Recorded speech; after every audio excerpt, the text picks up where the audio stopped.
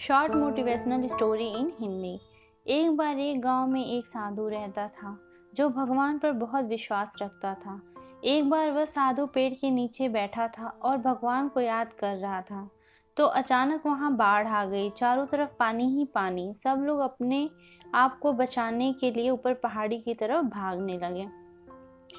उनमें से एक आदमी देखा कि इस हालत में भी साधु जी भगवान की तपस्या कर रहे हैं। वह सोचा कि ये अपने आप को बचाने के लिए कहीं जा क्यों नहीं रहे हैं। तो उसे साधु से बोला, अरे आप कहीं जा क्यों नहीं रहे हो? आप भी मेरे साथ ऊपर पहाड़ी की तरफ चलो, नहीं तो डूब जाओगे। साधु बोले, अरे हमें क्या होगा, मैं भगवान की इतनी तपस्या करता हूँ, मुझे कुछ नहीं हो सकता, मुझे भगवान अपने आप बचाएगा। धीरे धीरे पानी साधु के कमर तक आ गया। अब लोग वहां से नाव लेकर निकलने लगे। तो उनमें से एक ने साधु से कहा, अरे पानी आपके कमर तक आ गया है, आप हमारे साथ चलो। तो साधु ने कहा, नहीं नहीं, भगवान मुझे अपने आप बचाएगा। और वह नाव वाला भी वहां से निकल गया।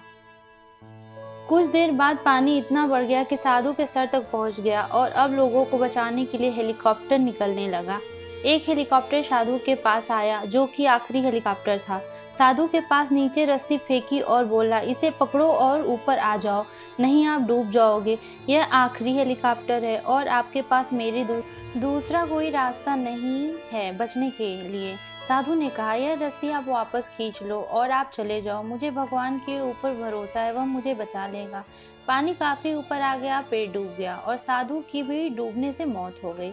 मरने के बाद साधु भगवान के पास गया और बोला, हे भगवान, मैंने पूरी जिंदगी आपकी तपस्या की, मेरा सारा जीवन आपकी आराधना करने में लगा दिया, फिर भी इतने भरोसे के साथ इंतजार किया कि तुम मुझे बचाने आओगे, लेकिन वहां मेरी डूबकर मौत हो गई और तुम नहीं आए, ऐसा क्यों? भगवान बोले, मूर्ख इंसान, एक नहीं 3 बार आया था।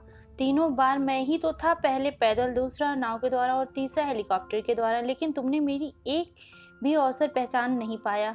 पता नहीं किसका इंतजार कर रहा था। इस तरह से जिंदगी में हमें ऊपर वाला बहुत से मौके देता रहता है, लेकिन हम सब उस मौके को ठुकराकर पता नहीं किस चीज़ का इंतजार कर रहे होते हैं कि वो होगा तभी मैं करूँगा, और इस बात पर अड़े रहने से एक वक्त के बाद वो मौका हाथ से निकल जाता है और हम कुछ नहीं कर पाते।